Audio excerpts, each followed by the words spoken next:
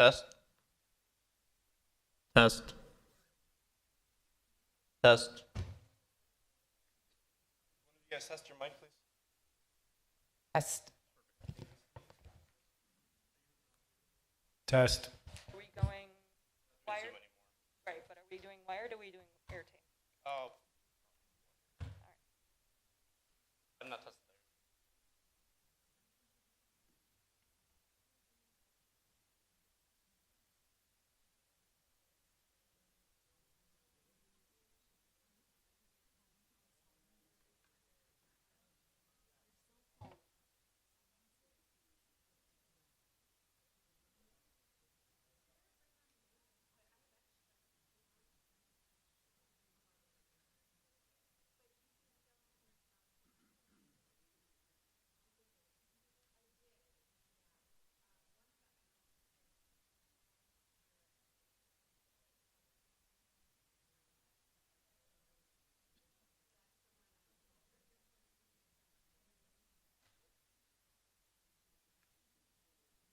Yes. I mean the representation of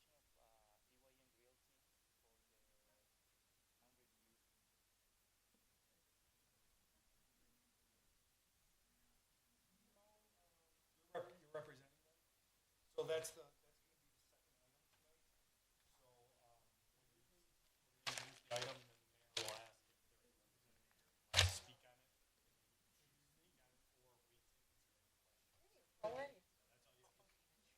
Didn't think I was going to make it. Oh, it's. I had to pick up my wife tonight. Everybody seems to be coming. She's all right? Yeah, she was getting some tests done at the hospital. Oh, And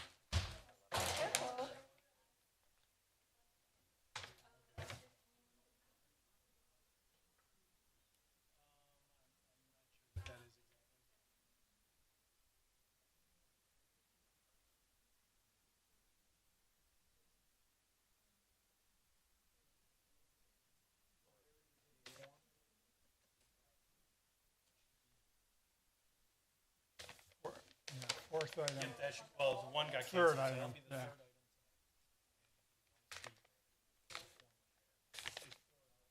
item.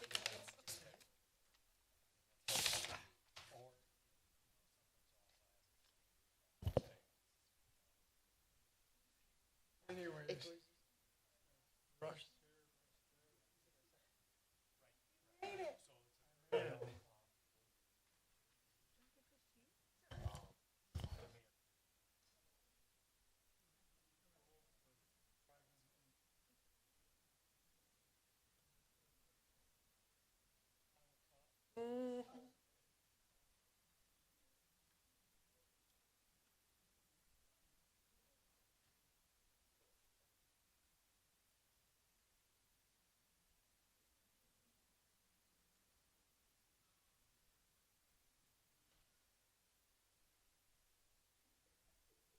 Yeah, because there was a lot going on with that one. sure, go for it. Or a lot of unanswered questions, I should say.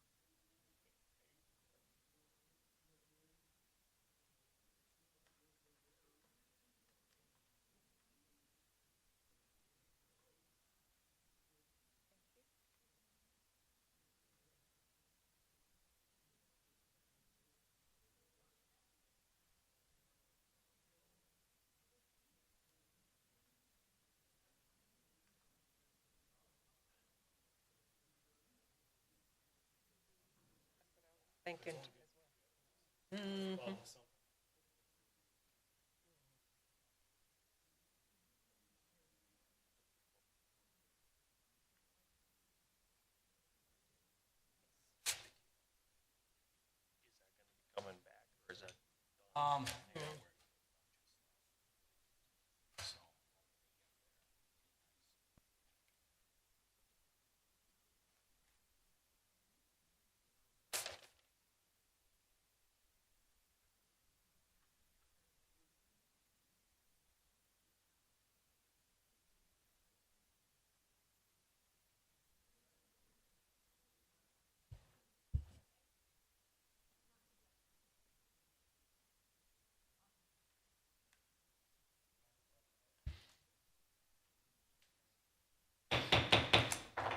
Now I'll call the Plan Commission of August 23rd, 2022 to order. Roll call, please. Anna here. Shinsky here. Lorick here. Kavich here. Guzikowski here. Oldani here. Seifert here. Chandler here. Okay, if you'd all take a look at the minutes of August 9th, 2022.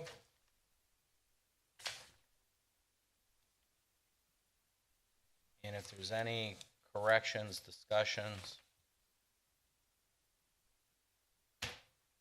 If not, motion please. Oldani moves to approve the minutes of the Planning Commission meeting Tuesday, August 9th, 2022. Seifert seconds. Roll call, beginning with Christine. Anna abstains. Shinsky, aye. Lorick, aye. Kavich, aye. Guzikowski aye. Oldani, aye. Seifert aye. Chandler, aye. Okay, that will get us to significant common council actions. Carrie, if you would. Council approved the following: an ordinance rezoning portions of the properties at 2231 West Putes Road, 8843 South 13th Street, and 8950 South 20th Street to RD1 two-family residential, no change to the FW floodway, FF flood fringe, or C1 shoreline wetland conservancy districts. Also, a planned unit development overlay. Approved an ordinance adopting an amendment to the comprehensive plan, City of Oak Creek, adopted March 3rd, 2020, last amended March 1st, 2022, for the property at 7977 South 13th Street, and a resolution approving a certified survey map submitted by Daniel Katona for the property at 9630 South Shepherd Avenue. Mr. Mayor. Thank you. Before we move on, I just want to bring it to everybody's attention that item 7B, preliminary subdivision plat, has been pulled. It's been canceled by the request of the applicant at this time. So if it ever comes back around and you're affected by that, you will get due notice. So if you're here for that item, you may want to decide to stay or decide to leave. That's completely your decision. So, okay. Will get us to item 5, Board of Housing and Zoning Appeals. There were no actions. Quarterly Parks and Recreation Commission actions. Our next report will come September 27th, 2022. And that'll lead us right into new business, and that is a sign plan review for a master sign plan submitted by Oakview Industrial Properties for a multi-tenant building on a property at 10303 South Oakview Parkway. Jack? All right, thank you, Mr. Mayor. As you said, this proposal is for the master sign plan review for the multi-tenant industrial building on the property at 10303 South Oakview Parkway. Per the proposal, there will be one raceway mounted channel letter wall sign allowed on the east elevation of the building. These tenant wall signs cannot exceed 10% of the face of the wall on which the sign is to be located, or 30 square feet, whichever is more. That lines up to the current zoning code for the M1 zoning district. NCAP tenants will be allowed one additional sign on the north or south elevation, measuring up to a maximum of 100 square feet. Plan Commission may approve NCAP signs as part of the master sign plan. And then additionally, a monument sign has been requested on the directly south of the west axis of the parcel. This cannot exceed 10 feet in height, and the sign area shall not exceed 100 square feet. This lines up with the code as well. And then finally, there's one directional sign that's proposed on the near the south truck access. As you can see, the south truck access, that's on the bottom of the screen. It's kind of hard to see. And then the monument sign is proposed on the middle right of the property near that east access. This is an example. This is the proposed wall signage area for the east elevation. And apologies, in your staff report, it does say the west elevation. That is a slight typo. It is the east elevation that is the proposed tenant spaces that for the sign master sign plan. Again, here are the end cap elevations. This is on the south and north elevation for the building. And then here's the proposal for the monument sign. With that monument sign, not only are the regulations guiding that in the master sign plan, and a monument sign was proposed with this plan. However, that monument sign, the base of that monument sign does not meet the zoning code, as it does not extend horizontally from the sign face a minimum of 10%. That's something that will have to be resubmitted with the as the applicant resubmits the sign permit applications. And then also included with that should be landscape plans for the monument sign as required for code. And then here's the directional sign. With that being said, there is a suggested motion for approval on the screen, but actually there's one more point. The master sign plan also mentions the use of temporary wall-mounted banner signs prior to completion of permanent wall signage. For this to go through, this would require the applicant to obtain temporary sign permits subject to the code. Well, with that being said, there's a suggested motion for approval. Thanks.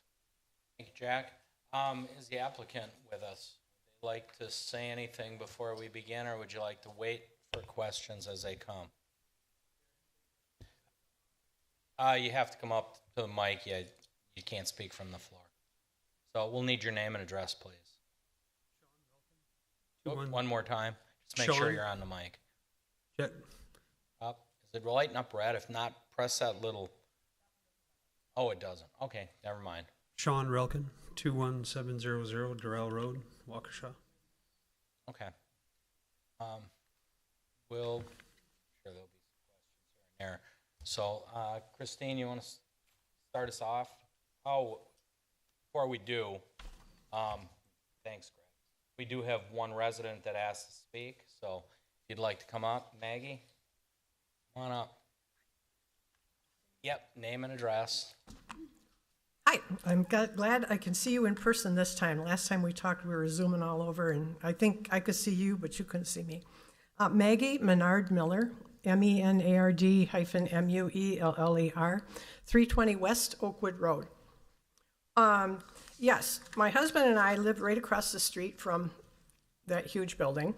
And the problem we have with the proposed signage is there's really no need for a north sign on the north side of the building. If a truck comes down Oakwood, they're illegal. They're not supposed to come down that way. They're the only ones who would see it, except for us. We would see it not 24/7, but every night it would be lighting up red or whatever color it might be. So we really don't see the need for a sign on the north end of the building, facing the residences and the cemetery. We already have enough light pollution from this development. The lights that went in that are over the docks shine directly into our house every night. It's not so bad in the summer, but now the days are getting longer and we're noticing them earlier now.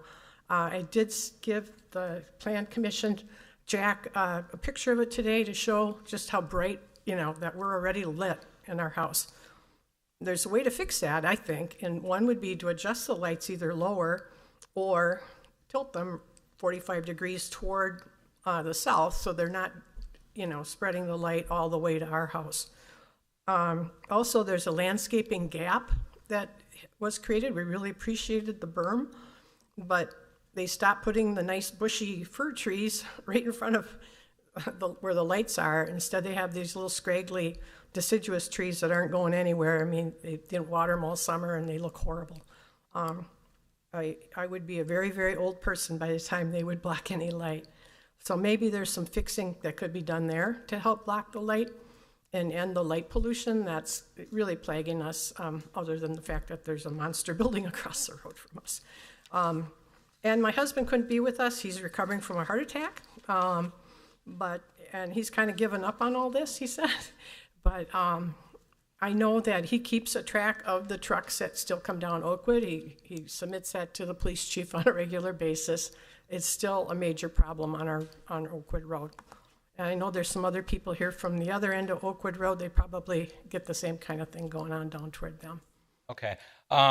Appreciate all this, Maggie. We're a little off the agenda point. Right, I know, we're really it's here a for signage, but I'm signs, here. but, I did make some notes, and some of that stuff can be taken up through our inspection departments, like the shades, to make sure that we don't have stray light All right, going. Things like that, we can talk about that. all right, thank you. We're all well aware of the truck traffic and things that are going on. So, okay. Anybody else that wants to talk about the sign in the agenda item? I know you guys probably want to spout about the trucks, and I get it. I totally get it. No, ma'am, you're shaking your head. No, would you like to speak? Come on up. Okay. I'm here for the agenda, though. We can talk off the record. I want to talk about the agenda item, ma'am. Oh, I said, do you want to talk about the agenda item? I said, do you want to speak? So, again, we're going to try to stick to the agenda item. We can talk after the meeting if you'd like. I'll be here afterwards. So if there's any other questions concerning the signs? Okay. We'll take it to the council. Christine, I have nothing, thanks. go on. I just have a quick question. You refer to temporary signs? Yeah, in the master sign plan, what was requested was that before the permanent signs were placed on the tenant space, there would be temporary signs on that tenant space describing what business is there. But that would just require a temporary sign permit. But the master sign plan didn't acknowledge that. Okay. That's just a Okay, discrepancy. so it's just something. Yep. Okay, got it. Nothing else. Okay. Ashley? Nothing from engineering, thank you. Greg? So this is just proposing locations of signs, correct? There's no specific sign yet. That is correct. The only specific sign that was included in this proposal was the monument sign, but as far as the tenant wall signs go, those are just signage locations. Okay. And the allowance for a sign on the north side, is that because there's a door there? Yes, that is up to Plan Commission to determine if that, if the end cap sign will be part of the master sign plan. And is it possible, I guess, to put a condition that that would remain unlighted as a possibility if the commission determines, or is that not?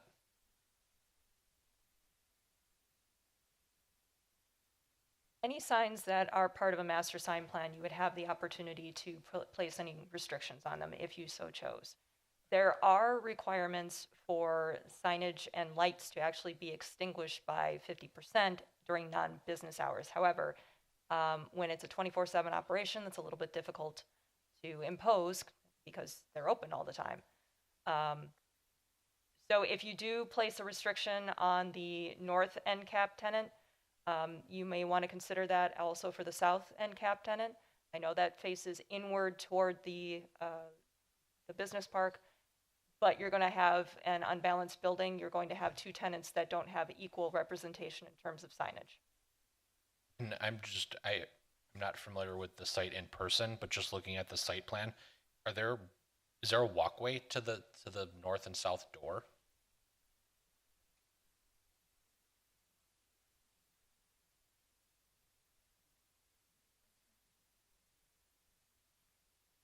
So it's not clear from the site plan, but I believe there is a walkway there.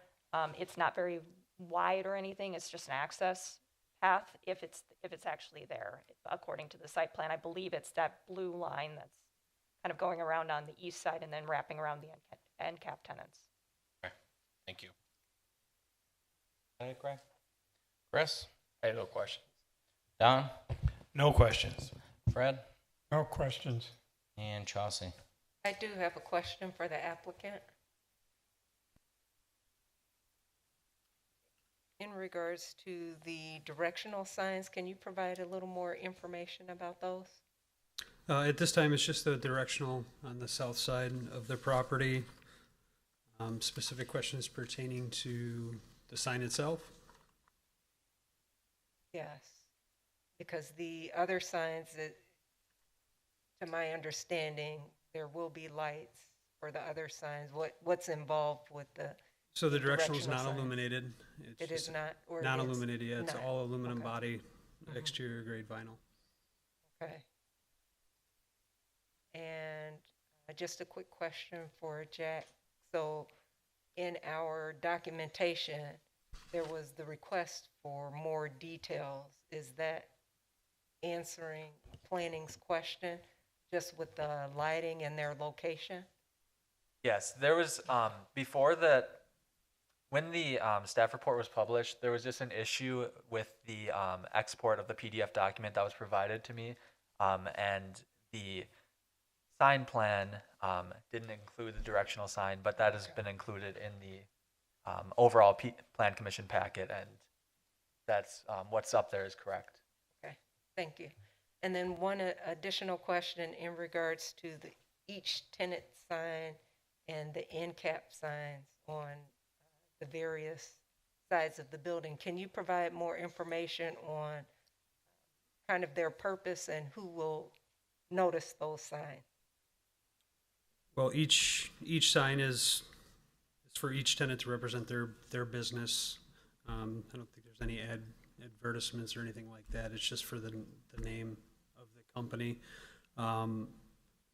I think the plan originally was to do what they've done at the other developments, which was box signs, but I believe that was ixnayed in the code earlier this year. So we just went back to Raceway mounted channel letters. So to help me better understand the traffic that will see these signs, are they individuals who will utilize the business, or is it more to share who you are with the residents? I can't speak for those individual tenants. I would imagine it's mainly to identify that that's the company that's in that building. Truck traffic, employees, if there is foot traffic for customers. Okay, thank you. I actually have another question. if you don't Yes, mind. go ahead. Okay, so for the lighting of those signs, okay, like the resident mentioned here, and this is gonna be towards the north, correct? I think the resident had an issue with the north side. Correct. And if there is no trucking going on Oakwood, which is not permitted, what are those signs, the illuminated signs to do? They can be signs, but no illumination needed. So what is the purpose of the illumination of those signs? Well, at this point, there's no signs that have been applied for at all by any tenant or the developer. I would assume the same for that north side is just to identify that that tenant is in that building. Okay, so what I'm saying is if there's no trucking to guide the trucks where they enter, where they exit from, and it's just to identify those businesses, which I am assuming there's no access during the night unless it's 24/7 access. So I guess maybe we can add a restriction, Carrie, if that would be possible for us to avoid illumination after morning hours or afternoon hours. If you wish to restrict the illumination on the north and south end cap tenant signs, then you would put that as a condition of approval. Or if you do not wish to approve of the end cap signs, that is also within your purview. I guess I would only be looking at the north side versus the south because this is more facing residents more than the south end. Again, you have a little bit of a Sure. disconnect between the two end cap tenants, so you would have one allowance for one tenant, but not the other. It's a little bit unbalanced. And in that case, you would end up having, my assumption, that one tenant that's been restricted saying, why can't I have the same allowance as the other end cap tenant? We're in the same building. I get it. And just I guess to clarify, as the site plan and the building plans are drawn up now, there was only one tenant that would be on that north end. But I don't know how they're going to delineate lease lines and all that stuff eventually. So if there ends up being just one business on that far end, and that's their only place to put a sign, then they're definitely restricted in the future. So I guess maybe my question is, based on that tenant concern, how are you able to address that? she has a concern. How are you going to be able to address it or mitigate that, I guess?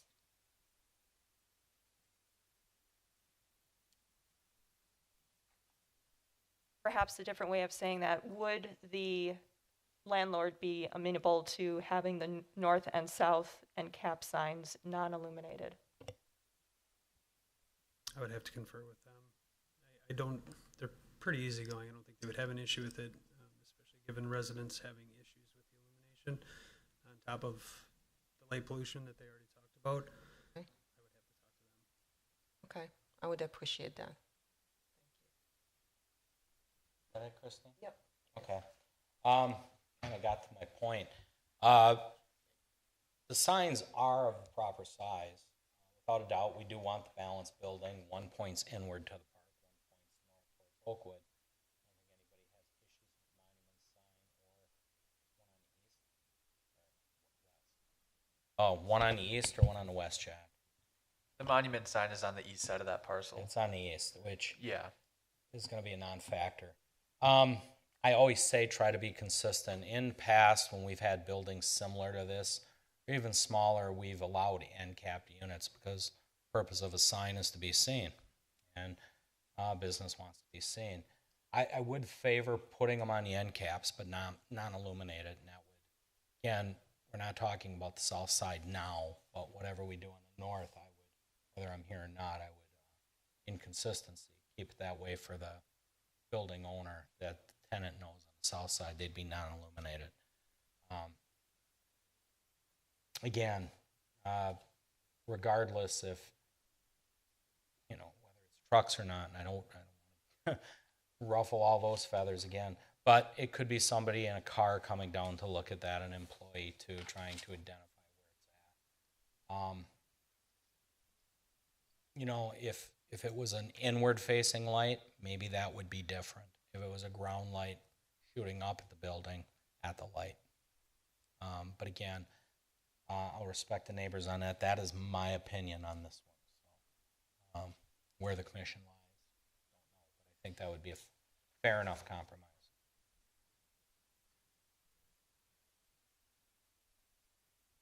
Anyone else? Don? Yeah, just to be clear, we're going to see the signs come in when the detailed signs at some point, Jack? Yeah, similar to other master sign plans, this is just given the locations and sign permits will be applied for, and they will go through the planning, the Department of Community Development's review. Okay. Then I see no more point in speculating if they're going to be lit, how much they're going to be lit until it comes through. That's my opinion. True, an example would help. What would be? Well, to be clear, if the master sign plan is approved, then they could proceed to permit applications. Those signs, those individual signs would not come back to the plan commission unless they would be asking for variances. Gotcha. Okay, understood. I guess we got to make it clear, the intention. So if our decision is to have non-illuminated, we would add a sixth. So my recommendation is if the plan commission wishes to add a sixth condition, it would be that the end cap signs on the north and south elevations are non-illuminated. Oh, go ahead, Okay, Don. knowing what you just told us, yeah, I just, as a commissioner, be careful that we're going to start adding our own restrictions as we go. It's a slippery slope. I think like any other business that's been approved for the signs that they're afforded, then that's what they should be afforded. If we do want to somehow approach the applicants, you know, after today and see if they're willing to cooperate and, you know, consider the neighbors, you know, that would be my suggestion. Then at that point, I would recommend that this item be held until that conversation can occur. If the plan commission wishes to have that input and the landlord is not present to answer that question, the only way forward that I can see is to hold the item until we have that conversation. Or the plan commission can just deny the end cap signs altogether and they can come back. Those are your choices. Would rather them an opportunity to come in. Rather, they're always here, first time, but give them an opportunity, I guess, with the neighbors here, see what they're willing to do. I would hold it as well, but we have to notice that one size doesn't fit all. Not because we allowed it once, so we just have to look at it case by case.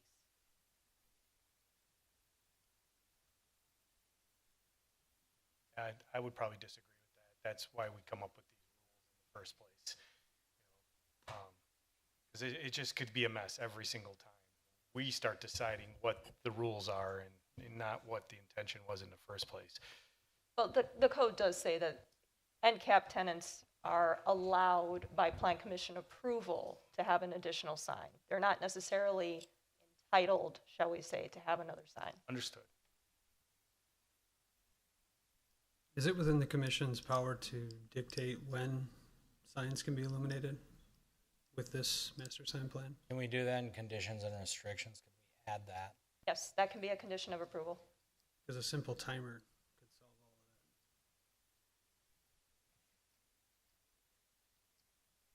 all of that. True. It's a matter of at what point is the correct time to extinguish the illumination on the sign. And then we come into an enforcement issue, time of year. Are you allowed to have it on till 8 p.m. or 4 p.m.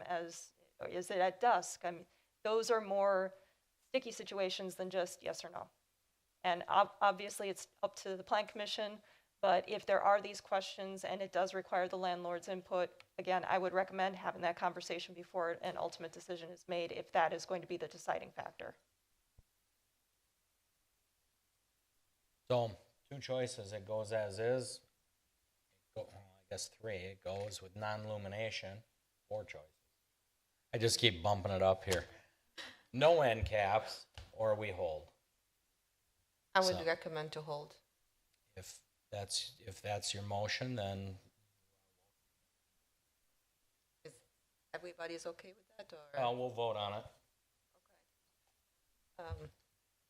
And I move that the Plan Commission uphold the approval of the master sign plan submitted by Oakview Industrial Property, V. LLC, for the multi-tenant industrial building located at 10303 South Oakview Parkway with the following conditions. Commissioner Hanna, are you recommending, is your motion to hold the item? Yes, Then you don't have to include the Okay. conditions. based on the description of Carrie. Is there a second to hold? Guzekowski will second. Roll call beginning with Dawn. Bill, I. Clark, aye. Gavich, aye. Guzekowski, aye. Oldani, aye. Seifert, aye. Chandler, aye. And I. Okay. We'll go back to the drawing board on this one and try to figure it out. Again, we do want to be good neighbors. We do have some issues there, obviously, beyond the lights, some other things, but I have to alert the dock lights, so I think it's valuable to have the owner here. So thank you for the input, Maggie, I appreciate it. Thank Tom for his reports. They don't go unnoticed. They don't go unnoticed. So, okay. Moving right along, as I said at the onset of the meeting, item 7B has been held. So if you're here for 7B, that one will be at a later date if they decide to bring it back. That will get us to 7C, and that's a plan review, site building, and related plans for a multi-tenant shopping center on the properties at 175R West Ryan Road. Carrie.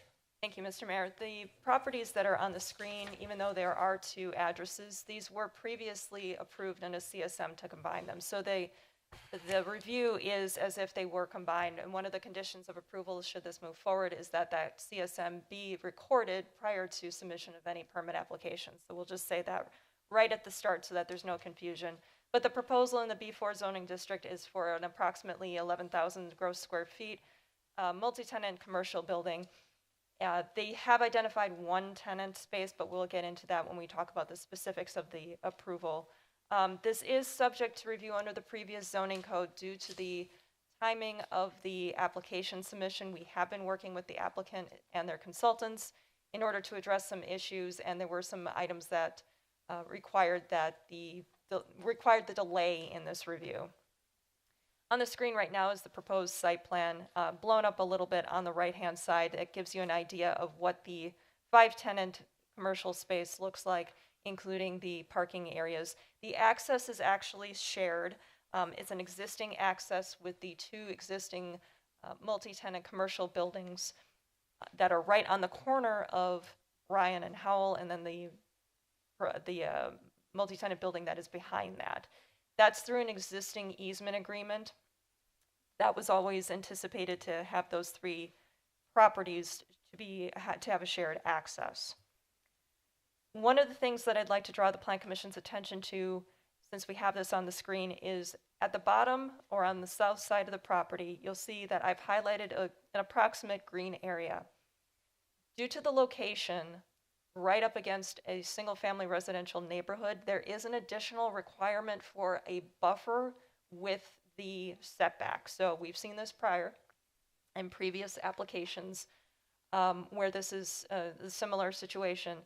So the actual setback for this particular property would be 45 feet because it's a 20-foot buffer in addition to the 25-foot setback. Now, within the buffer area are certain requirements for landscaping, and if they incorporate a fence, which they are proposing to do, they are actually limited to a certain thing. One, the fence has to be at least 4 feet high, but no taller than 6 feet. They do have to comply with all of the requirements for fencing materials, opacity, for the fact that the aesthetic side has to face the residential neighborhood, and it should wrap around the corners as well to ensure that the traffic is fully screened. They also need to locate that fence in such a way that would allow for landscaping in accordance with code to be incorporated into that plan. The plans that we've received do not show that right now. That would be one of the required revisions. The remaining setbacks appear to be met, although we do need to ensure that future submissions show all setbacks to the building and to the proposed pavement. There are some areas where we're just not sure exactly what that setback is.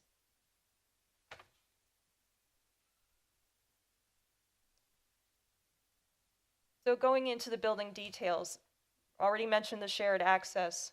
Because this is a multi-tenant commercial property, it's a little bit difficult to determine exactly what's going to be in here for parking requirements to determine whether or not there are adequate stalls in the plans.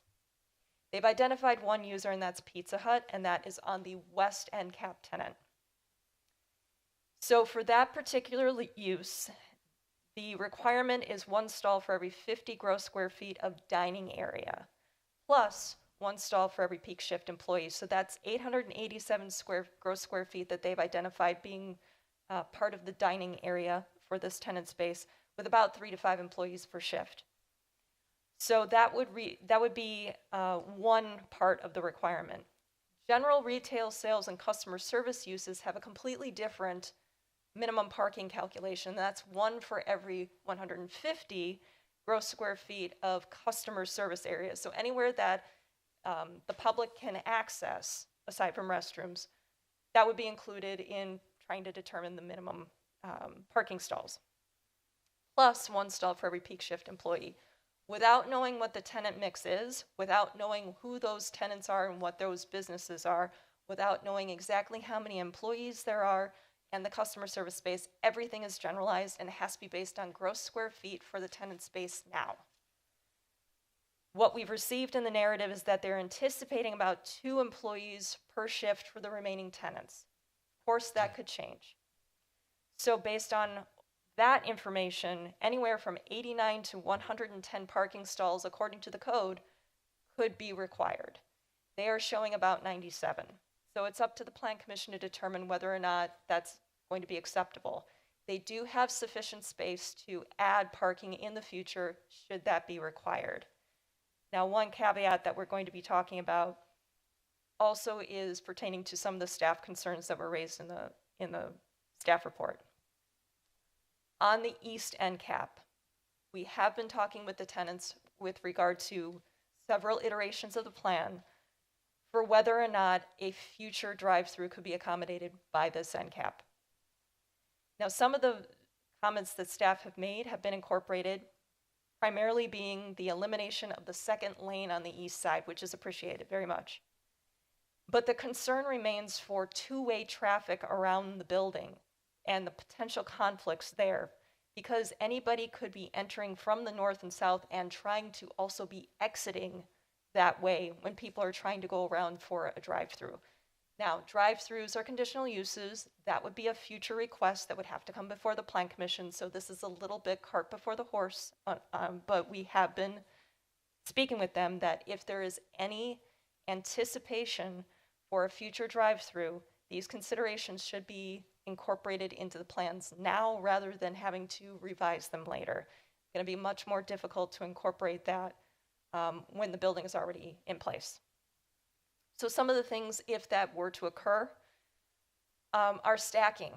There are minimum stacking requirements in the code. You have to allow for 4 vehicles within a drive-through lane that do not block any access points or required parking stalls, and that's where the concern comes in as well. We don't have any stacking diagrams, so that would be something that would have to be considered in future layouts for a conditional use permit. But again, anything that can be incorporated into this base site plan right now for any future conditions, it's only going to serve to make things a little bit easier. Talked a little bit about the potential traffic conflicts. We do have a secondary access point from that shared access on the south as well, and you can see there's two-way traffic there. What the recommendation from staff is to restrict traffic to one way around the building. Within the parking lot itself, obviously it can be two-way traffic, but just that circulation around the building, restricting it to one way eliminates the potential for so many vehicular and potentially pedestrian conflicts. Because keep in mind that the back of house is on the south side of the building for all of these tenant spaces, and the detached trash enclosures are south of most of the parking. So you're going to have people that are going to be crossing these lanes of traffic. So we recommend that site circulation be incorporated regardless of whether or not there's going to be a future conditional use consideration for a drive-through. Just full stop. Some other things to consider, landscaping and buffering requirements and lighting requirements. Some of the landscaping and buffering we've talked about for the south side, but there will be additional things that we talk about once we get to the landscape plans. Lighting, we did receive preliminary plans and photometrics, but we did not receive any fixture details for the building itself. We did receive parking lot lights. So with those parking lot lights, obviously there would be restrictions in terms of every single fixture having to be directed downward, shielded on the side that is closest to the residential neighborhood. There is still the requirement in code for after hours being extinguished by about 50%. Without knowing whether or not any of these are going to be 24/7 operations, it's a little bit difficult, but it is still within the code that there are lighting considerations when adjacent to residential neighborhoods. We are also recommending that the lights be restricted to the 3,500 maximum kelvins on the south side, because that is the part that is, the parking lot is actually closest to the residential neighborhood on that side. So jumping to the landscape plan, we do have some considerations here, some things that would need to be addressed in revised plans. Aside from the buffering requirements, we have some labels for some of the detention pond plantings, for example, that don't actually appear on the landscape plan itself. So there's minor omissions that need to be incorporated in here as well. One of the things that does not appear on the landscape plan, but does appear on a subsequent civil plan, is a retaining wall on the west side. And this just shows lawn area with plantings, and there's just no way that those two can exist in the same space. So we need to have consistency amongst all of the plans, civil, building, landscaping. They all need to match. And then we also need to have the minimum height requirements for all of the screening materials. So all of the heights at installation and maturity for all of the proposed plants need to be included on the plans. So those are all of the items that need to be incorporated into the landscape plan. Those are all laid out in the staff report. If there are any other minor modifications, we'll certainly work with the applicant to make sure that those are incorporated. Turning now to the building. The proposed exterior building materials for all elevations include minimum 4-inch thick brick. That's required per code. So even though the plans have some labels that do not match, you have some labels that say thin brick, some labels that say modular 4-inch brick. All the brick needs to be 4 inches. That's a code requirement. Also included are fiber cement siding, glass, and EIFS as an accent material. Now remember, under the old code, EIFS was allowed within the visible perimeter of the building up to a maximum of 25% as an accent. On no elevation does the EIFS go above 25%. In fact, it's below 25% on all elevations as proposed. There are windows on every elevation, including all the end cap, except for the south tenant. It's unclear whether or not all those doors are going to be solid or if there would be a window incorporated, but the south is the only exception with regard to windows. There is one bank of windows on the east that is identified as, we're assuming, spandrel. Spandrel was identified as a label that was supposed to be on a plan that we did not receive, a sheet plan that we did not receive. So we're assuming that the windows that show up as white on the east elevation are intended to be spandrel. They may actually be eliminated altogether depending on what the tenant space is on the east. Again, this is that space that we're not entirely sure whether there would be a future conditional use permit request for a drive-through. So that'll largely be based on tenant and operational needs, whether or not those windows would be there. Now, we've seen signs on the building. Those are only placeholders. Because this is a multi-tenant building, a master sign plan would be required prior to any sign permits being issued for any of the tenant spaces. There are 2 proposed trash enclosures that are, again, on the west side of the south parking lot. They are proposed to be thin brick. I think staff has less of a concern for the exterior material for the trash enclosure being thin brick. The actual construction of the trash enclosures are proposed to be with CMU block. Just want to make sure that if thin brick is going to be incorporated for the trash enclosure itself, it needs to match the building. And those thin brick materials need to be substantial enough that you would not be able to tell and need to be able to stand the test of time. In other words, we don't want the colloquial lick and stick. We want to make sure that these bricks stay. The other part of the trash enclosure that I'd like to draw your attention to is the gates.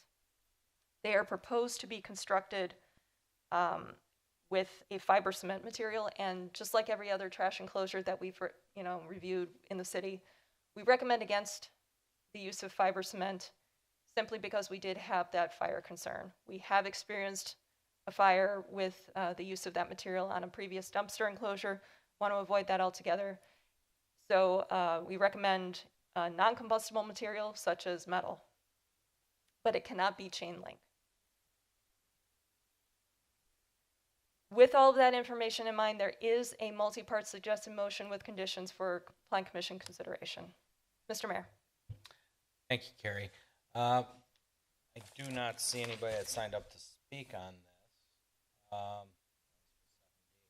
this. Would the applicant like to come up, say a few words, or you just want to wait on questions?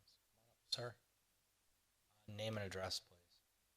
My name is Alejandro Bernal, and I come from Dallas, Texas. I just would like to hear your questions. Okay, thank you, sir. Then we'll go right to the commission. Jossie, you want to start us off? Sure, I do have a question for the applicant.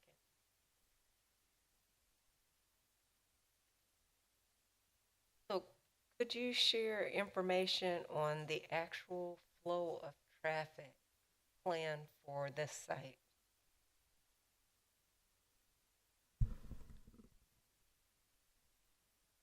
Okay, as she mentioned before, we have two entries, and we were planning to just have like going in and going out from those two, and actually in the other side too. But we're just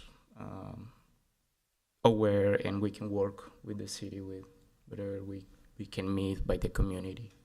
Okay, so it is acceptable to have around the building, do I have this right, Carrie? Around the building is one-way flow, and So- wherever the lots are.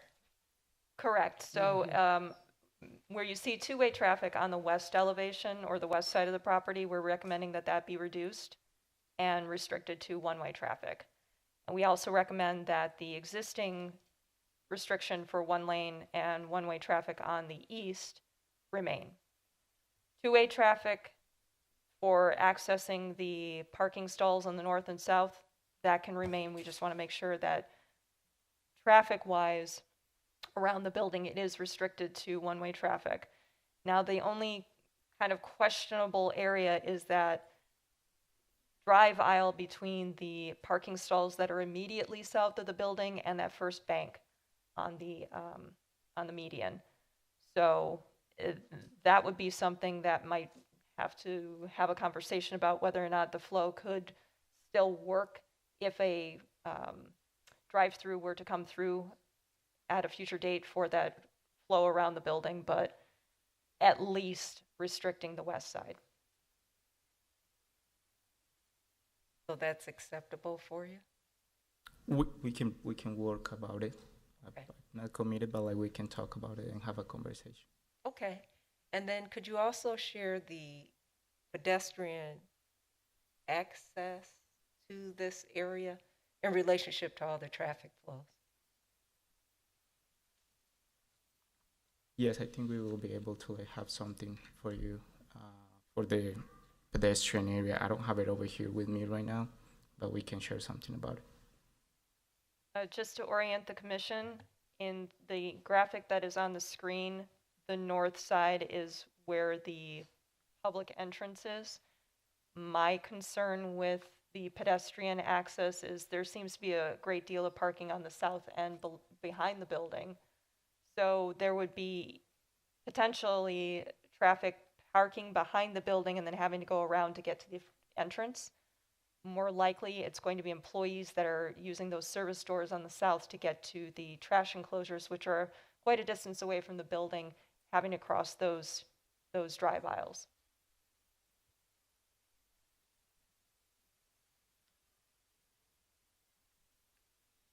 Any comments in regards to those suggestions or concerns? What you say, like we were probably going to have, depending of the staff that we have in there, all of those back doors are going to like access to the commercial, retail, or the restaurant that we have, and going straight to the trash enclosure. Okay. And then could you also provide information in regards to the windows? It appears that we have two different sets of windows. Yes, so I hear that comment. In the back, we're not going to have windows, and on the east side, what we usually do with those ones is, in the future, we would like to try to see if we can. Our brand, we have KFC in there too, and that's kind of like one of our things that maybe we would like to talk in the future. And that white one is always where the kitchen is established, and we always cover that window, that part. Okay, so it's unique to that particular tenant, those Yes, type of windows, okay. It's unique to those type of windows, but we would like if it depends of like if we have some retail spaces would like to use it, they will have like a film that cover that part where they have like a storage or something like that. If that's going to be the case, then staff would recommend that that portion that would be dedicated to back of house that would be covered anyway, incorporate building materials to match what is there, rather than just having windows that are going to be covered up or spandrel and not useful. if we have like a retail store for clothes or things like that, we actually usually leave it that way. So in case that we can take away the film, and that can be like more of a showing from the outside for a retail store. So that way, like some of these stores that we are kind of like trying to approach or trying to like get into the multi-tenant is actually going to have more visibility as a clothes, shoes store, or even sometimes T-Mobile, things like that for cell phones. So that way we just need to take away the film and they have more visibility to customers. Staff's comments remain. If that end cap tenant ends up being anything other than a drive-through restaurant component, we would want to talk about the design of pedestrian access around that building, possibly even eliminating that east drive-through aisle.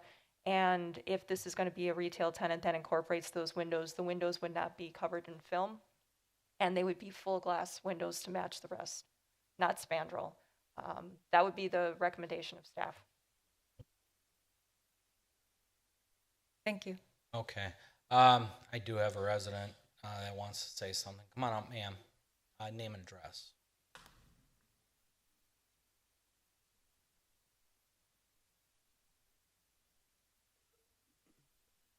My name is Melinda Dobbs, 10536 South Austin Street. The picture where it's showing the retention pond, I actually yesterday just walked past that way. And I guess my question, if that's Ryan Road, is the bottom then considered the area where Howell Avenue would be? No, this is strictly on Ryan. This is west of where Georgie. Because when they have the access, they're going to have access from Ryan Road also, I mean from Howell Avenue also, correct? Well, they'd have to cut through the Georgie Porgy lot and Gary's Liquor, correct? Am I correct in that? That's correct. There's shared entrances at one that comes into Georgie Porgy where he keeps his older antique truck, right on Ryan. Okay, I'm thinking of the other corner. My apologies. No, I'll go sit back not a down. problem. Not Okay. a problem. So, go on up, sir. As long as we'll take care of all this right away. Gary Hintz, 9555 South Howell Avenue. One of the concerns I have is the driveway that's being shared. Originally, when that was put in, it was only for the back building because when Maritime cut off the other driveways. And now another drive, when they redid Ryan Road, used to go down to the front, that's been cut off. So now that drive is taking on, basically it's going to be 3 different properties. And when they put that in, it's only a real minimal width. In fact, the curb cut at the road is probably a good maybe 10 feet wider than the actual drive is. So I don't know, I think that drive needs to be made wide enough to handle all this traffic now. I would defer to my traffic engineers on that, but we can take that in consideration as we go. But the easement does exist, if I remember the narrative. I mean, it shows, a little medium break there, or a little break between the driveway, but it doesn't really show what's going to happen with that drive. You're talking about the drive off of Ryan. Yes. Yeah, it's right. minimum width at the It's a shared easement right now. Again, it's right. Designed for truck traffic. Plus, it was designed only to take care of one property when it was originally put in, and now it's taking care of basically 3. And that one-way piece that's on the east side there, being that both accesses off that road are right there. He's not going to get an access off Ryan. He's going to have to share that for this property. This property is useless, but with the detention pond, and the state will never give him an opening. No, I'm just saying there's 2. Yeah, that one and then one farther down. We got some discussion on his whole lot layout, in my opinion, anyway. So yeah, because that we'll one way piece there, we have one short area by us that's one way, and believe me, with 3 signs painted on the ground, on the walls, traffic doesn't pay attention to that. And if you're going to have people backing up, then they're going to be blocking off the main drive, trying to wait for somebody to come in or out of that area. So I think if anything, the 2-way traffic that's on the west side of the building should be that driveway on the east side of the building to alleviate that from happening. we'll get there. We'll have to take a Yeah, look we'll at the have language that of the discussion easement on as that. well. I don't want to take away from the commissioners and their opinion. Can other tenants be involved in this when this is being discussed, or?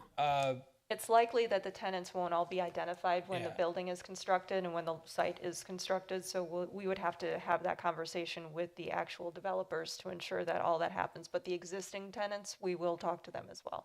For the Talking two about the other buildings. property owners? Yes, that's 'Cause what I'm That was saying. originally all planned development, correct? Correct, and we'll have to take a look at what the easement language says for that. Okay, thank you. Where was I? Fred. I have a question and a concern, is the parking and the pedestrian getting into the facilities. It seems that our traffic flow kind of affects it on the south side of the building.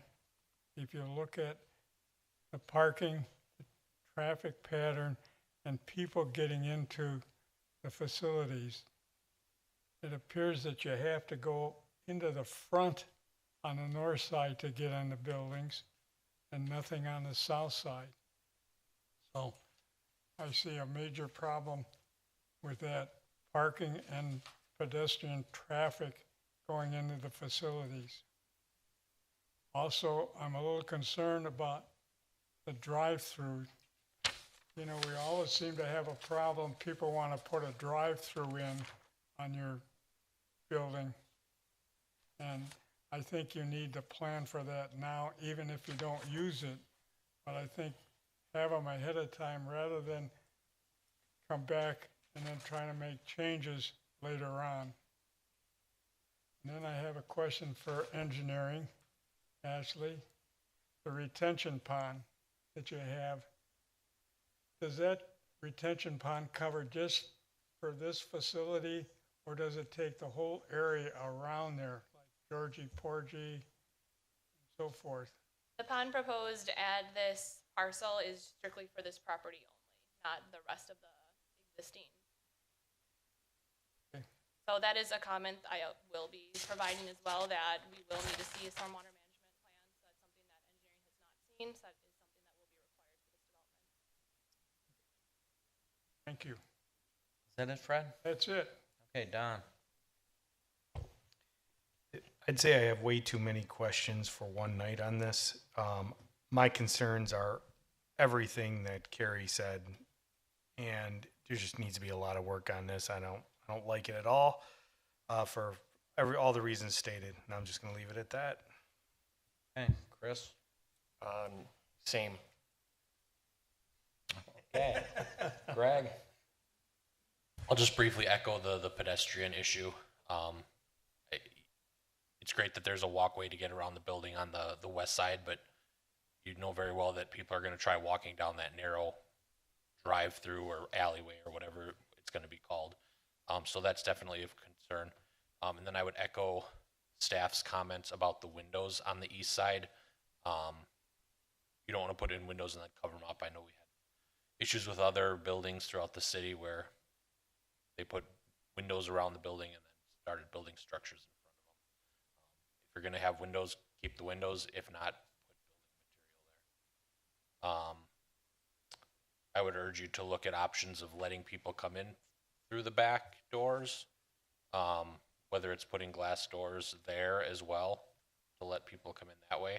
I understand that the floor layout of Pizza Hut doesn't allow it. You're obviously not going to have customers walking through the kitchen area. But if there's options to allow entrances through the back, I would suggest that as well. Okay. Ashley? In addition to the stormwater management that's required for this, a development agreement is also required for the public water main. I've been in conversations with the developer about that. We also have concerns with that stacking, as well as others have mentioned here, if there is a potential drive-through on that east side. And then we can look into that driveway width, as mentioned by an existing tenant. Dawn? Something that hasn't been already brought up. Christine? One question, actually. So do we have any delivery trucks for these businesses, or Pizza Hut, I should say? Yes, for Pizza Hut, we have a delivery truck. So for are the food. those going to be through like a loading dock, or how they're going to be unloading their produce or products? They go in the back. It's usually not that big of a truck. They usually just go in the back and just take out the dog. It's most of it like it's not that big. So there is any parking for those trucks in the back? Is that being considered and looked at? Yes, ma'am. You'll be considering that part. Okay, and the turning movement on those trucks, so it doesn't encroach on the pedestrian or anything else, any businesses out there? No, man. You will be just flow with the same part. Yeah, I'm just saying the turning movement of those trucks. So did you do those so you make sure that it doesn't overtop the sidewalk or any other obstacles?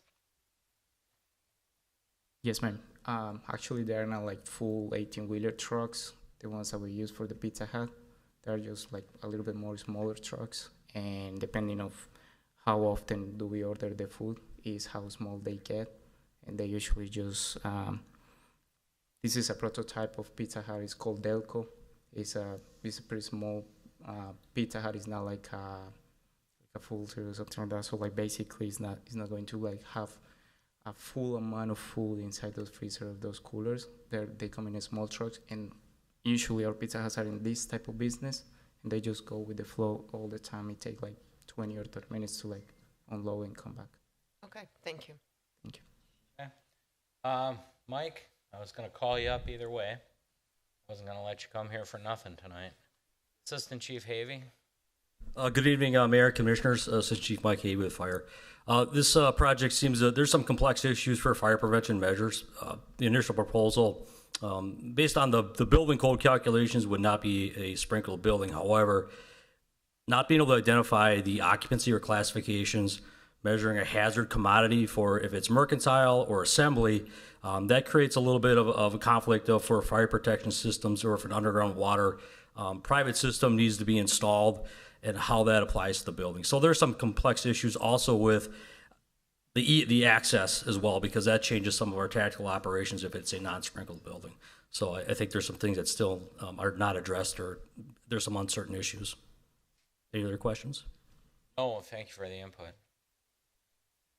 So, hand it to you, Commissioners. You guys pretty much took all my talking points, but it ain't going to stop me anyways. So, there's a lot of issues going on here, as Don said. I mean, they mentioned a tenant of KFC, and if I'm correct in that, that's Kentucky Fried Chicken. That's going to require a drive-through, without a doubt. We need to go back and really look at this. We haven't even talked about the back end of them doing business. Christine touched on it with the deliveries, but we have garbage pickup. We have 3 neighbors that are impacted right to the back of this thing. A 4-foot fence, ain't going to help them. I don't understand all this parking in the back and then there's no entry. Everybody's going to have to walk to the front. I don't support this in any way, shape, or form the way it's in here. So, I mean, I would work with staff. I mean, we definitely want, we want everybody to be successful and fit, but it's a little bit of a challenge here. The 2 ways in and out, we kind of touched on that. There's a lot of traffic engineering to have to go into this, and it really has to be considered for some kind of drive-through uses going on in there. I find it hard to believe the Pizza Hut won't have it as well. So now you're dealing with a possible 2-way drive-through, which is really a mess, So at this particular time, I would send it back.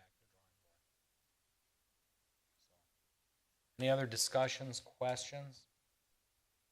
And again, it's hard to speculate on the tenants. We do spec buildings quite a bit, but little different locations, little different things as well.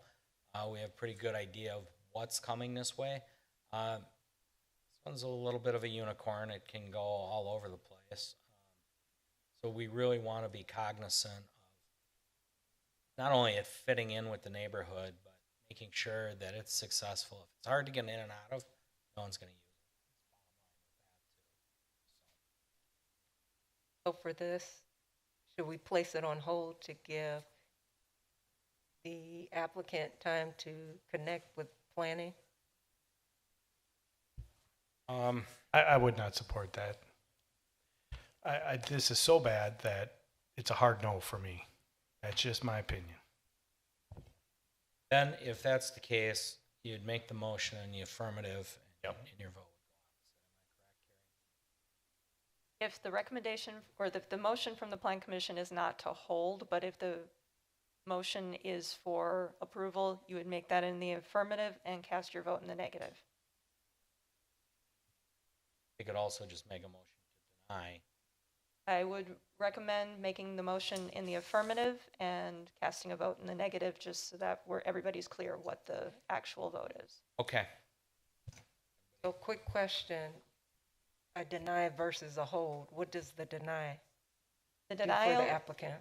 should, if the motion is for approval and that motion fails, meaning that the plan is denied, the applicant would have an opportunity to go back and substantially revise the plans, incorporating all of the comments that have been made tonight, and then resubmit a brand new application for that proposal, or they could appeal. I guess my concern is at least they kind of know what the challenges are to give them the opportunity. Oh, I think they've heard it here. Yeah, to And not they- resubmit. I think holding it gives it gives them the idea that there's just a few changes that might need to be made, whereas the motion failing gives them the idea that they substantially need to change this. I would follow Carrie's probably right.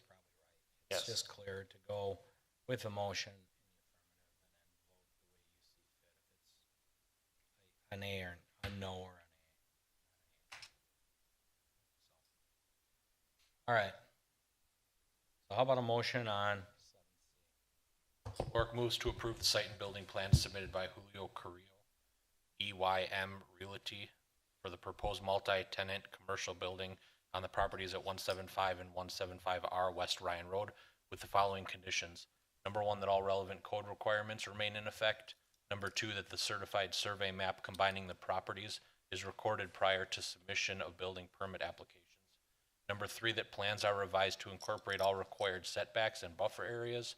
Number four, that the exterior brick veneers meet the minimum 4-inch thick requirement per code. Number five, that the plans are revised to include locations and screening for all mechanicals, transformers, and utilities. All mechanical equipment, transformers, and utility boxes, ground building, and rooftop shall be screened from view.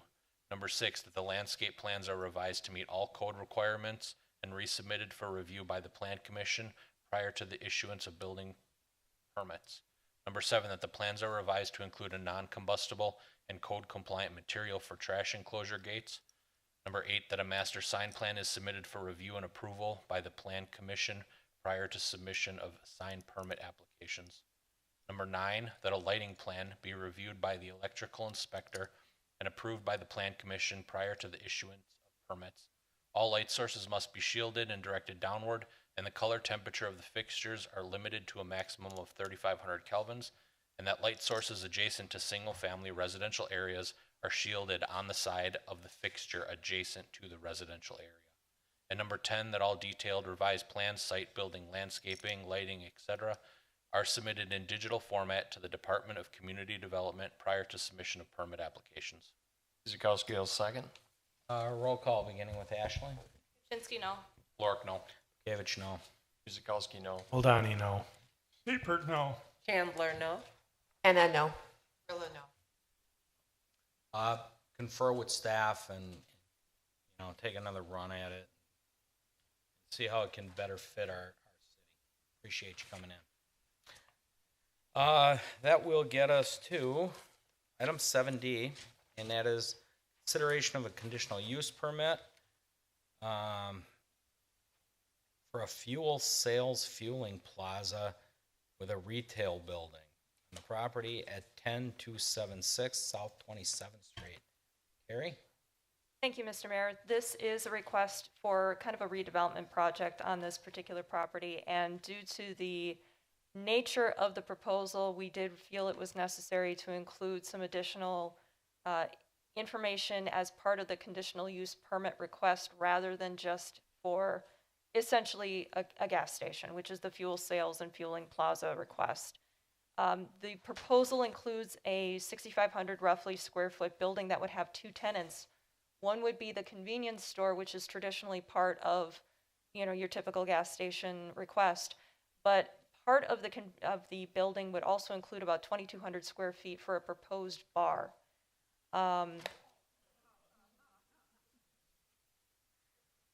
And that is part of why we are including everything, including the building, as part of the conditional use permit request, because there are several considerations for the proposal, including the layout of the concept plan. Now, I want to emphasize this is a concept plan.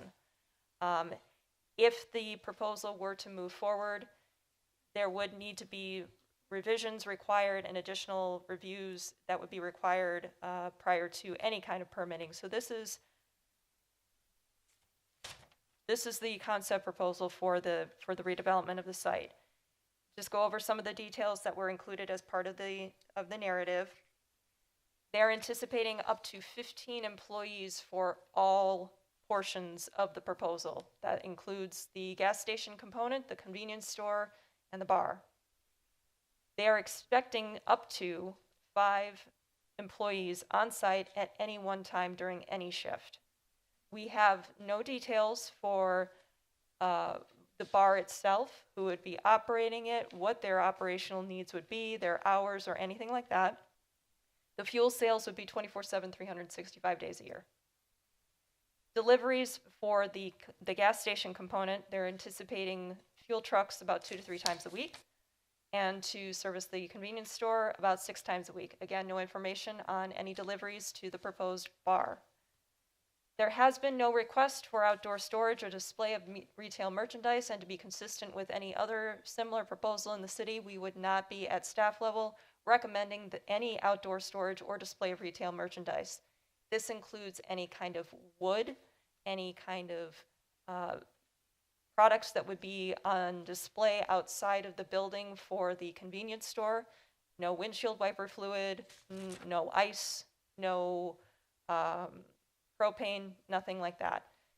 Also prohibited at the pumps, and this is consistent with all of the other gas stations in the city. We do prohibit those things at the pumps due to fire hazard considerations and also movement around those canopies and those pump islands.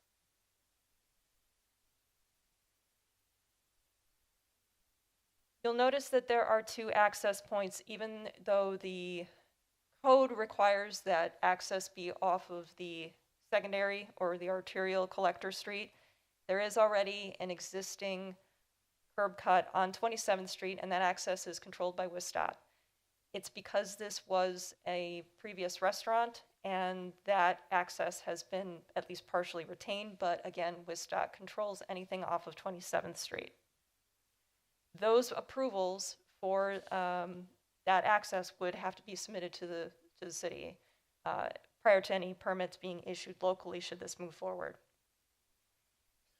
Due to the location, there are setback requirements that include buffering. That is partially shown on the east because there is 2-family residential zone property to the east. However, I will note that in this concept plan, the diesel pump location does not meet the minimum 50-foot setback incorporating that buffer. It does have to be 50. It does show 49. I know it's only a foot, but that is the setback requirement. The concern also is that the location of the diesel pump is within an access aisle, and that reduces the width of the access aisle to below minimums as well. Staff's recommendation at this point is to eliminate that or relocate it if this were to move forward. There are also some concerns with the parking. Now, we'll go into the minimums that are going to be required that would be incorporated into conditions and restrictions if this were to move forward. And that is 1 stall for every gas pump.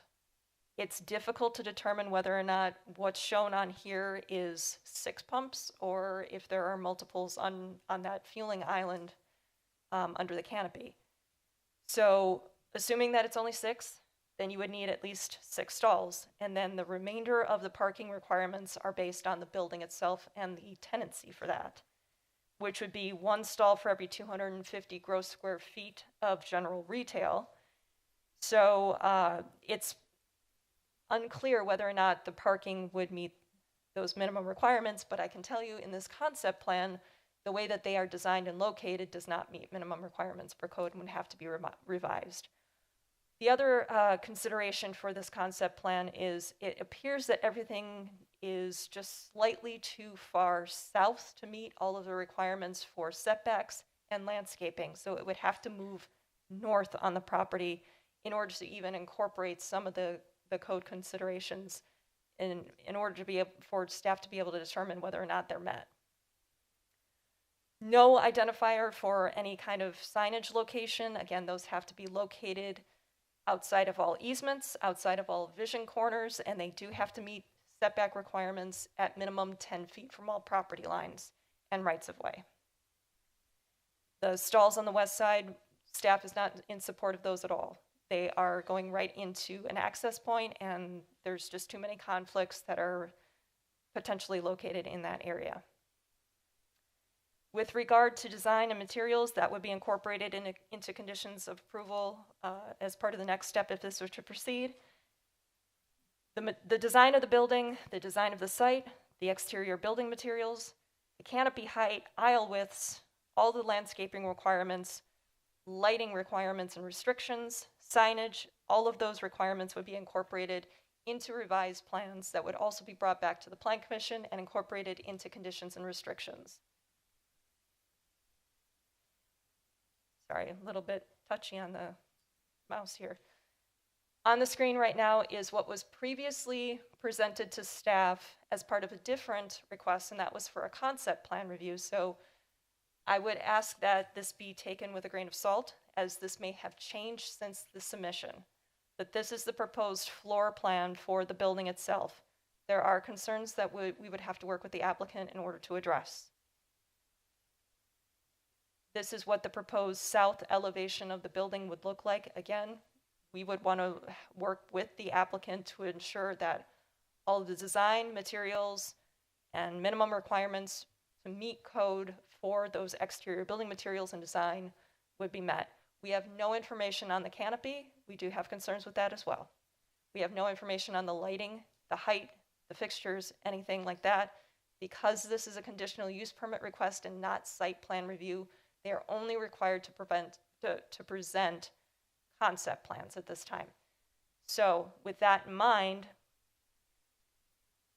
the commission's initial review and recommendation, if it were to be recommended for approval, of the proposed conditional use permit is not an endorsement of any site, architectural, landscaping, lighting, or signage plan that may be required as part of the final conditional use permit. I want to reiterate again, this is a conceptual plan that has been presented, and the conditional use permit request is for a fuel center and fuel plaza with retail building less than 50,000 square feet. With that information, there is a suggested motion for consideration by the Plan Commission on the screen. Mr. Mayor. Thank you, Carrie. Before we start, I have a resident that turned in a slip. Sarah, come on up, please.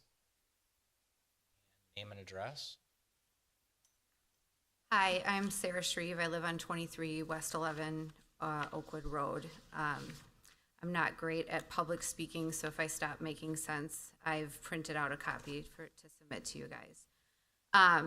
There's several concerns about this plan. I noticed that the slide up there failed to show that there is a house that is north of this development. So I know that one of the recommendations, that's your house? Yeah, I'm sorry to hear that. What's happening here, because if the recommendation is to move any of these plans north, that's going to go into her property line. So first and foremost, we started a petition. We have in 2 days obtained over 88 signatures with significant concerns about this business being in our residential area. This is a residential area. There are 2 homes, one to the north and one to the east of this development. The whole street is lined with homes. up and down both sides of Oakwood. This is not on 20, this is made to believe that it's on 27th Street. It is not. One of the entrances and exits is leaving Oakwood Road. So with that, there is significant concern about the environmental impact to our neighbors and all of us that live on that road.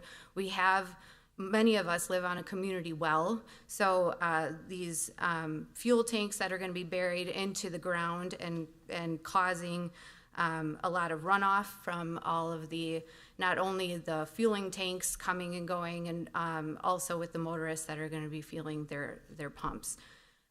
There's also concern about the health of our neighbors, not only just in our environment, but there's children that live next door that are going to be, I think the plan says there's about 50 feet from where the diesel pumps are going to be. There's also an oversaturation of gas stations in our area. There is 6 gas stations within a mile of this location. 5 of them are on Ryan Road. And the owners, or whoever submitted the permit, I'm sure is here, it's the same company. Spring South is the same company that owns the BP gas station that is a mile down the road. So that's only just part of it. There's also the safety of the pedestrians and the increased amount of traffic that's going to be coming and going from this area. There's children that are loading and unloading from buses within 100 feet of where the entrance and exit of this fueling station and now bar. So that's even more encouraging. The noise and light pollution, I listened to the concerns about the sign on, just for our neighbors just down the road.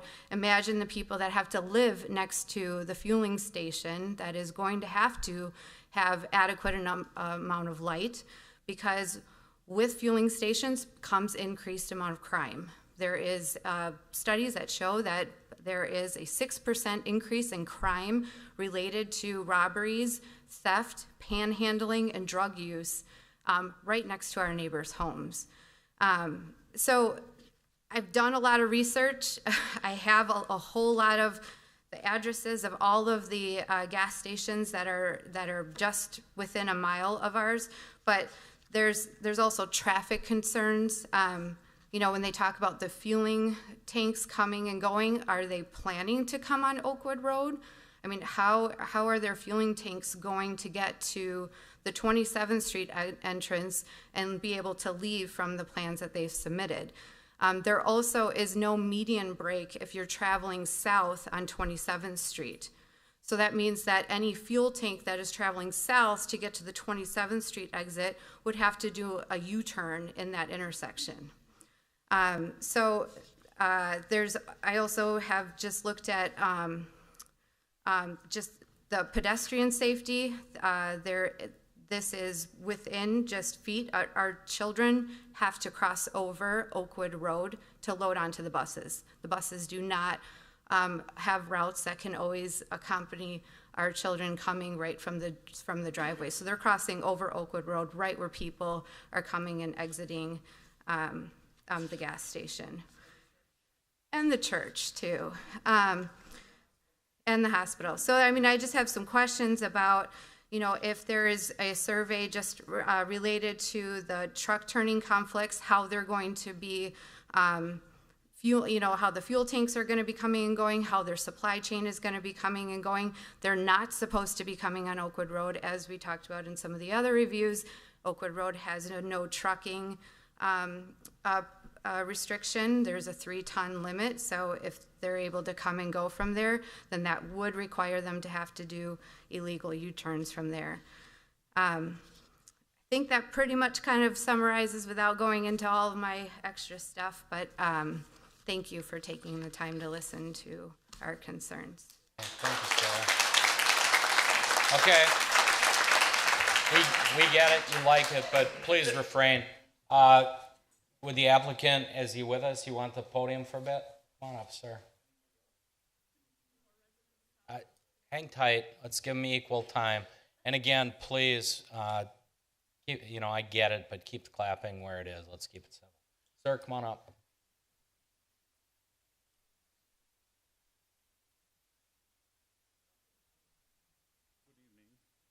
Good evening. I am Jay Walia, representing Spring South. Thank you all the concerned citizens. You got to be on the mic. Got to stay on the microphone. Okay, and thank you for all the members. And before I really like, I think that this is democracy in action. I really love people are involved there, and I hear what their concerns are. One thing is I don't like the plan the way it is submitted, because the one thing is I didn't know that there's a bar is not even right now. The way my understanding is in the city of Oak Creek, there's not even Class B license right now, and plus that was like after the fact. That's not. And then I just read. It's my fault a little bit about that. I think there's a diesel pump on the east of the building, and that shouldn't be there because of it. It's a convenience store. It's not a gas station. It's not a truck stop. It's a convenience store. And well, before we get too into location and turning points and everything like that, keep in mind this is a conditional use permit that we're looking at. If it's acceptable to have this type of business, and we're specifically talking about a gas station. One thing I like to amend my request. Either we can postpone it. There's no bar. It will be one tenant building, which is convenience store, gas station. And I don't know if you want me to revisit with that, or there'll be no bar, there's no diesel on the side. We actually have to vote on it as it's posted, so we have to follow this agenda. Am I correct in that, Gary? So we're going to follow this agenda, and your request is for a proposed fueling plaza development with a 2-tenant retail building, less than 50,000 square feet, on the property at 10276 South 27th. So that's what we're going to take into consideration. Mr. Mayor? Yes. Regardless of whether this is a single tenant or a 2-tenant building, it is still a request for a Correct. fueling Correct. location It's a with gas station. with a building. So that's what we're going to go with. So we're not going to engineer this on the fly or pull. We're going to deal with what's on the paper here. Okay. So basically, the way I see it, it's a 27th and it's a north, east corner of 27th, the main corridor, 27th, and a Oak Ridge lot, which was used to be the restaurant, and now on the east side of the place is residential, as you can see, and then north, southeast is the church, and a southwest corner, that's where the crypto cheese factory coming, and then obviously a hospital already there. We get it. We have some very diverse businesses and zonings going on here. And again, we're not concerned with the Franklin side. We have no control across 27th Street. But again, we have an overlay district here on 27th Street.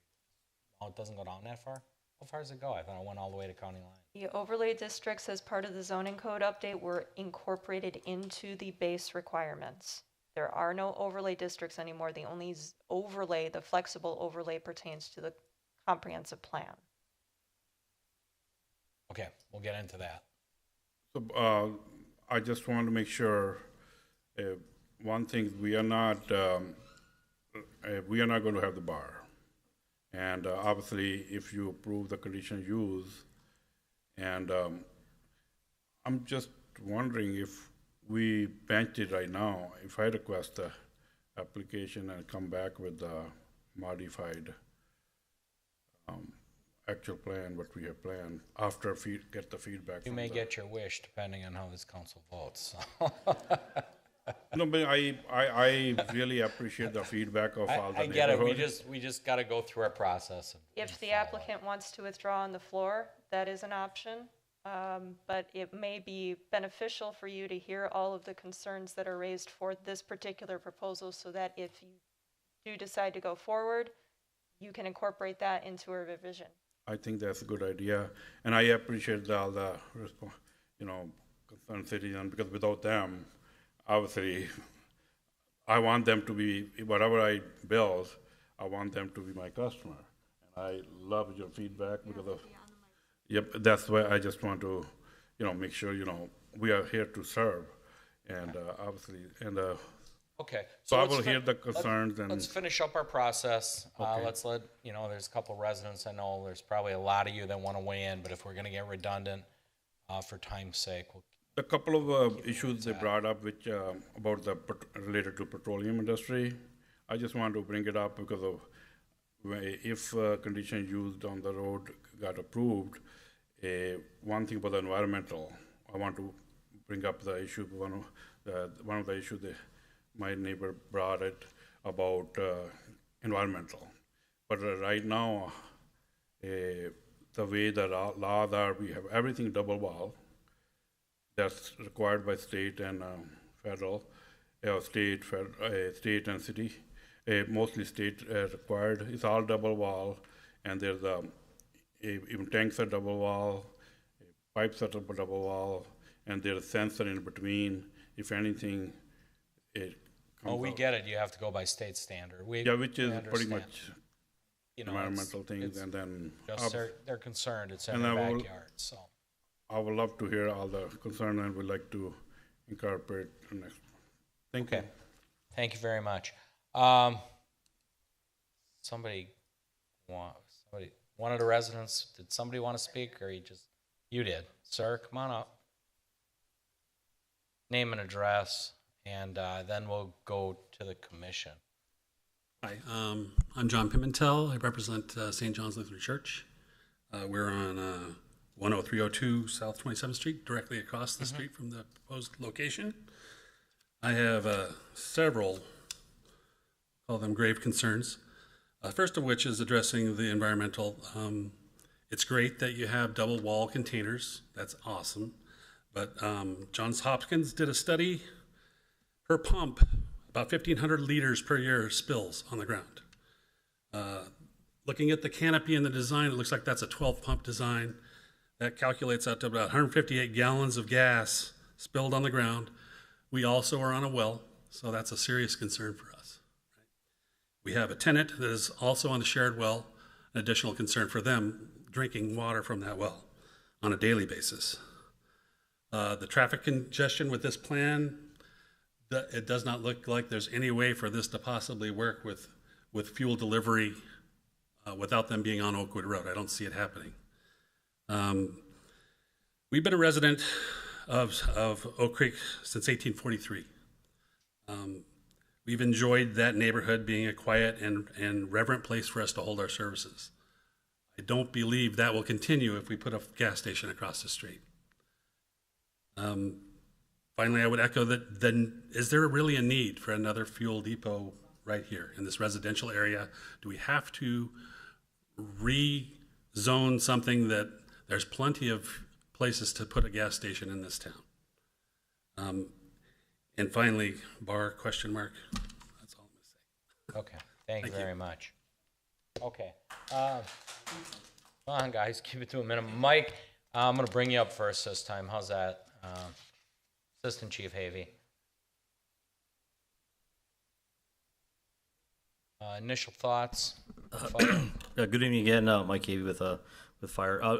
Initial thoughts for conditional use permit. Again, some of the access are concerned, and really this is a conditional use permit application. So, code conformity for these type of developments, that's what we would enforce, is based on code conformity. Without that being said, the traffic and the considerations, that goes without saying that, for access and where the pumps are, or the width of the access roads, or internal to the lot size, could be concerning. And it's still, if the fire protection services, if it's going to be sprinkler versus non-sprinkler building versus that it's just a retail gas station or service center. Some of those things are uncertain yet, that from the initial proposal, that doesn't appear to be there's going to be a service center there, but some of those things may come to fruition without, just the conditional use permit. If it does change, we would have some concerns over that. Okay. Thank you for the input. Go to the commission. Chauncey, you want to start us off? Sure. I do have a question for the applicant.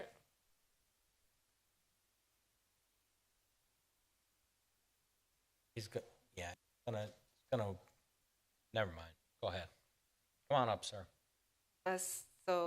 One of my questions is in regards to have a better understanding for parking. Can you identify approximately how many pumps will be on the site? The way the plan is right now, there'll be 6 pumps, which means that there's a 12 parking, 12 car parking, and I think if I remember correctly, the rest of them, there's 25 more, so total of 37. I think required 32, so we can, at this time. Okay. And then my next question in regards to some feedback from the residents. Can you provide information on plans to assist with protecting the wells in the area? Yes, that's what our plan is.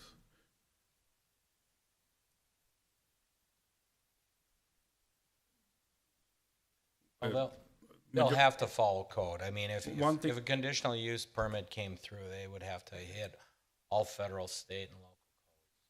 The state required all the double wall tanks and all the double wall 8 to 24-hour at 1 minute. It's all monitored, and there's a air gap in between, which if anything like water go out from the outside, or it's just saying no liquid, which is a monitor 24 hours a day, and soon as in between, if any liquids find, that's when everything shuts off.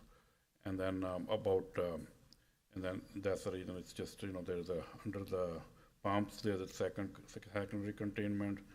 Right now, especially Wisconsin, the rules are very, old times was different, because of there was one single wall, and even like old stations still, they are updating those like secondary containment and stuff, but all the new, they are all secondary containments, and it's almost like foolproof because of before it happened, there's a like secondary containment where you have the alarm and everything shuts off. Okay, and then can you provide a little more information for this property identified as fuel cells and fueling plaza? What's the plaza part? Plaza, that's inside basically, there was a convenience store, and then there's a mostly it's we're thinking about if down the road if there was a bars available, bar license available and allowed, then we have one section of the bar. No, that's actually just a zoning category. So the fuel sales is not just incorporating, we are going to be selling, let's say, propane on the property. It's fuel sales and a fueling plaza, meaning that they have dispensers for fuel. Yes. So that's a zoning category. Okay. And what my understanding is that conditional use don't permit me to open up the bar. Only the way my understanding is conditional use is only for a gas tank, selling the gasoline. The conditional use is for the fuel sales, the plaza, and a 2-tenant retail building. The conditional use permit is not tied to the availability of liquor licenses. That is a Correct. separate. That's completely separate. Yeah, it's not, if the planning commission were to approve of a conditional use permit for this proposal as presented, which may include the bar, that does not mean that there would be sufficient licenses for them to then apply for a bar. Totally separate. So is there a different category for a bar? It's rolled into this conditional use permit request. Okay. Thank you. Okay. I mean, maybe my understanding is not right. My understanding, if I'm wrong, thought if in case in the event we want to open the bar, then I guess I had to come back in front of you for another conditional use. Is it right or no? No, that was part of this request. I'm gonna go there right now. Or- Fred? Okay, my concern is the environmental issue, the spilling of excess of gas and filling up a car or a truck or the diesel, because there's so many wells in the area that it could cause some potential of contamination. So it's hard to control that spillage and miscellaneous gas that gets out. We're not talking about a leaky tank, but just filling a car and so forth, or gas cans. There is a potential that that fuel could get out into the surrounding area. I don't know how you would prevent that or control it. Right now, the way the laws require, the way the equipment is almost remotely impossible. There's a, if you see on the gas station, right there near the hose, there's a, if somebody pushes the hose out a little bit, it shuts off the hose. And same thing if somebody pumping the gas, it shuts off. Because otherwise, I mean, there are a lot of mechanics. Almost old time was different, but now almost impossible. That's why I hear anywhere that bigger, fast, high-speed truck stop. There's a little bit different because those are high-speed one. But this is a gas station. In gas station, it's almost impossible. If you go to a gas station, there's automatic. Yeah, we get it, the breakaways and the whole deal. So Yeah.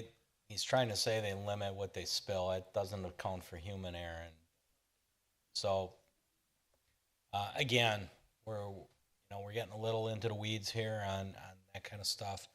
Let's just kind of keep it on the focus of what the conditional use says on this agenda. Thank you. All right. Is that it, Fred? Don? Environment aside, bar, liquor store aside, a gas station here makes 0 sense. And that's all I'm gonna say. Okay. No. Stop on that. No, you got multiple gas stations within 2 miles to the north and the south. That's all that needs to be said. Thank you. Okay, Chris? Right now, as it stands, I wouldn't support this as presented. Greg? Just a couple questions, I guess, for clarification. Right now, it's zoned B4, correct? That is correct. The comprehensive plan lists it as potential single family.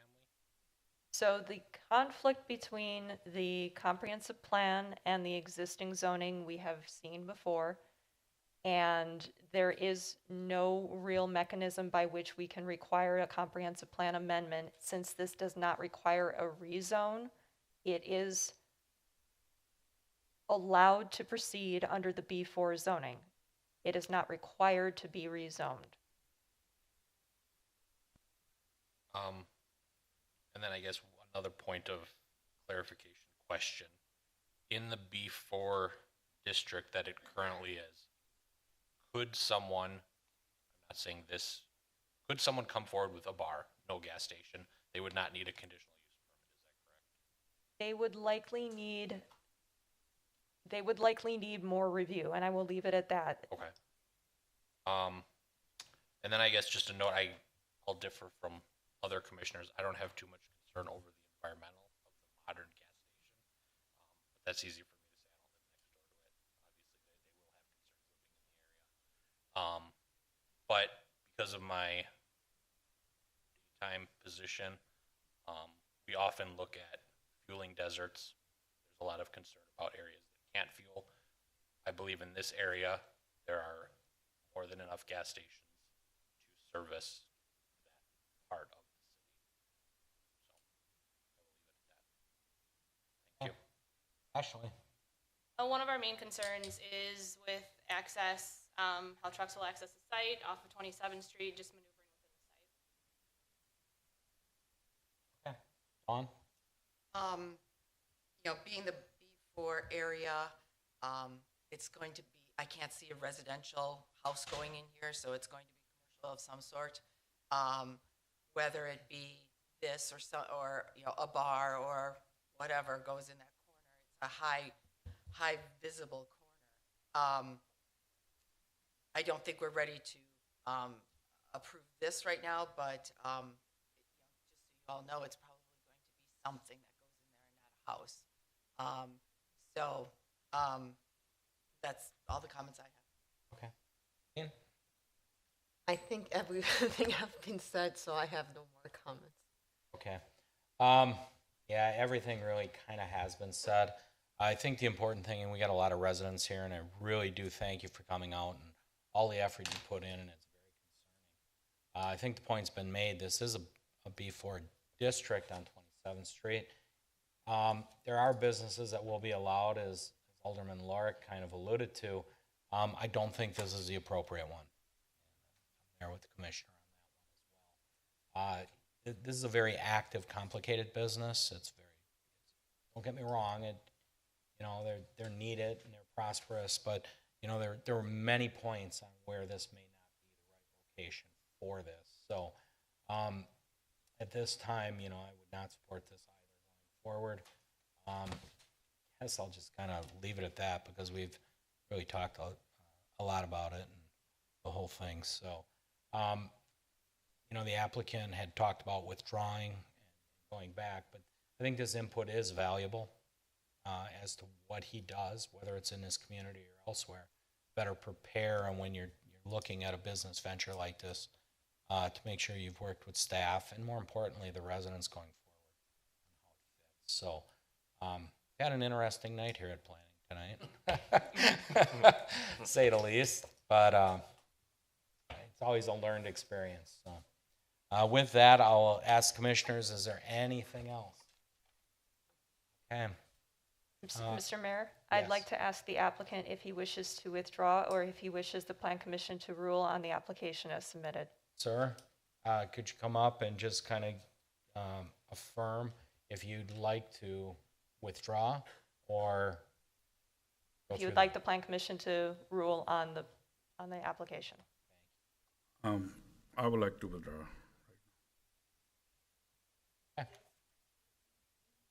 Okay.